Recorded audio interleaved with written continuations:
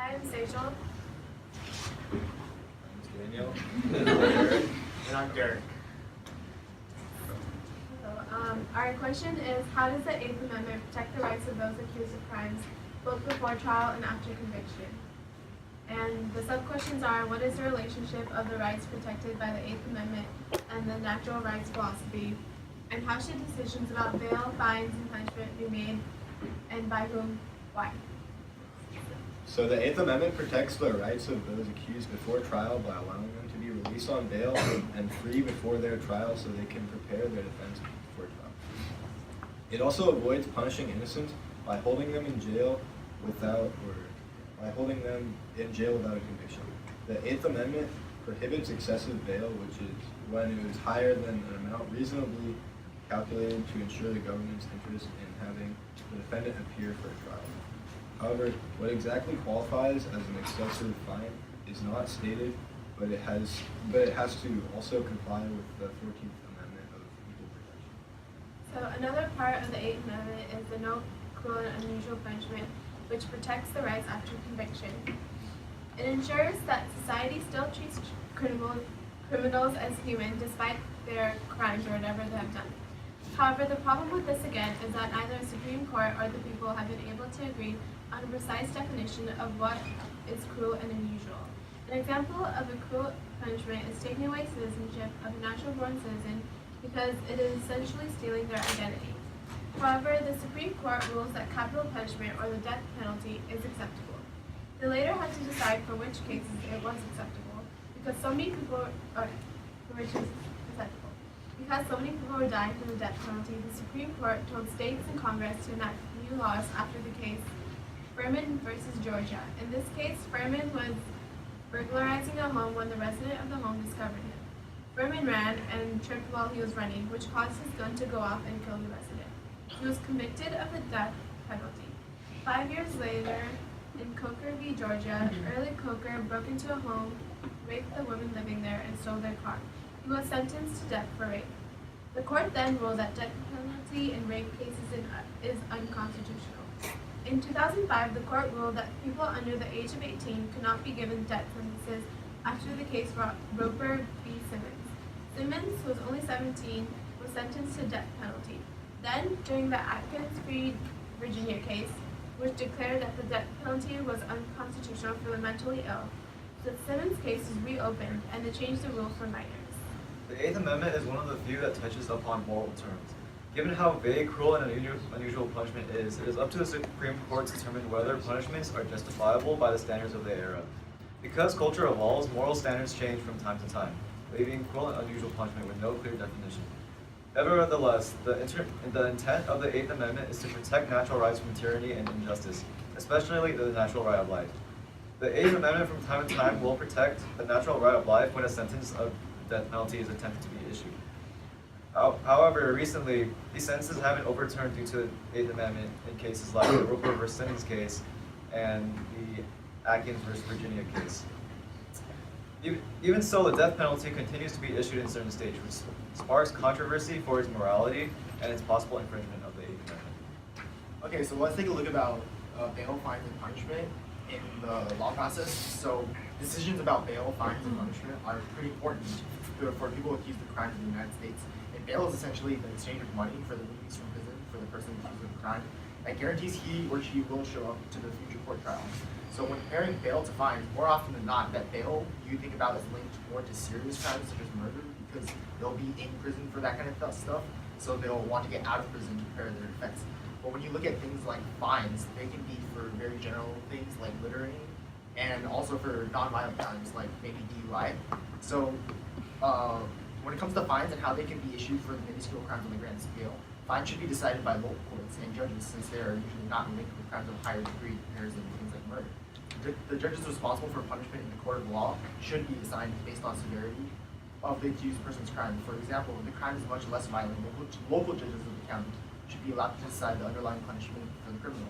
However, as the crime's severity increases from minor to major crimes like murder, the judge who decides the outcome should similarly go up in scale and potentially rise into the Supreme Court in the United States, should the notoriety of the case reach that high. This is as seen in the Stephen Avery case when one of the local judges was seen to have obvious bias.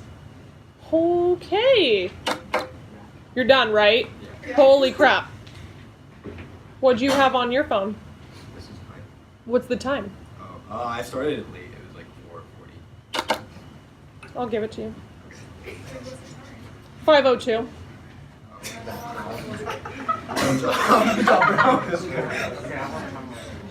All right. So, I am noticing that a lot of you guys have messed up on your body language, and you should be paying attention to your peers. Yeah, not you guys. I was gonna say, I wasn't even paying attention to my body language. I think it's super important that you guys pay attention to each essay because each group says something different. And I think that what you guys are saying is pretty interesting stuff. Questions? Anyone? I'll open it up to you guys first every time. All right.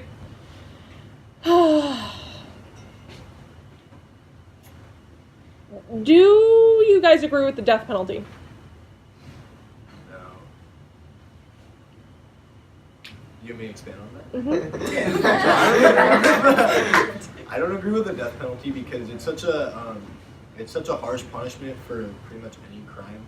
Like, you can say like someone that kills somebody deserves to be killed, but at the same time, like you can't really go back from the death penalty. Like, what if this person actually turned out to be innocent? Because there are people that have been put into jail for like decades, and then they turn out to be innocent because new evidence comes up.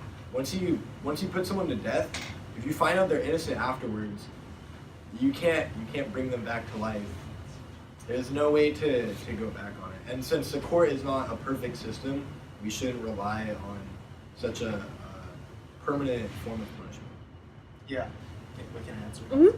Yeah, I think the death penalty overall should be, it's like okay depending on the situation. It's very situational, right? Mm-hmm. So in certain cases, so the death penalty is like, as Daniel said, it's a punishment you can't go back on. If you execute someone and it turns out they're innocent, well then, good job. You just took his life for no reason. So it should only be used when it is 100% certain that this person committed this crime, and it should only also be exclusively used for very, very severe crimes, maybe such as terrorism in the world. Because you have groups like terrorists like ISIS doing a bunch of terrorist attacks, and I think in those cases it would be acceptable for the death penalty since they're intentionally just trying to harm other people.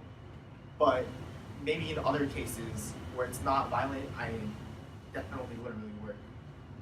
I think I'm like completely against the death penalty because for one thing, sending them like a sentence of life in jail is already a very harsh punishment, and it's just sending someone to death or as a punishment is really immoral, especially in that kind of era. And I think one of the main reasons that death penalty is still around is because of how huge a population in jail is nowadays. It's really overcrowded, so they feel like they need to issue this in order to like save space. So that's probably one of the reasons why it's still around.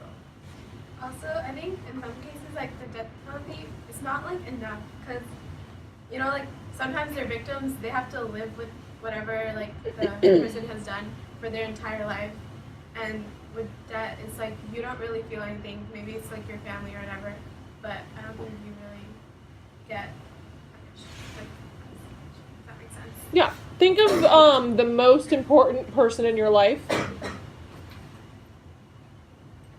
and if someone murdered them, would you want that person to stay in jail? And it was 100% certain. Would you want them to have the death penalty, or would you want them to just sit in jail? Yeah. It's not. I feel like emotionally, yeah, I would probably want them to die. Like that person was killed, like the most important person. But in reality, the court is not supposed to be like court decisions aren't supposed to be made on like emotional like rationale. Like you can't rationalize killing someone. Like humans will rationalize anything, but you still can't rationalize killing someone just because they killed like the most important person to like in your life. Like killing anybody, then there's going to be someone that like is like the most important person to that person. And like You can't use the emotions of one person to rationalize it. Also, I think it'll be like a cycle, like they killed them, I want them to die, and I think you'll just end up feeling bad. Like, it's not gonna make you feel any better. So you guys would be okay with spending your own tax dollars on keeping that person alive in jail? Okay. Do you know how many people have actually been exonerated from the death penalty? I can tell you. It's 156. What? Out of how many who are actually sentenced? I didn't look that number up, but 156 people have been exonerated from the death penalty based on DNA evidence or whatever, right? It's before or after? So no, this would be before they were killed. Okay, so is our judicial system flawed? Yes.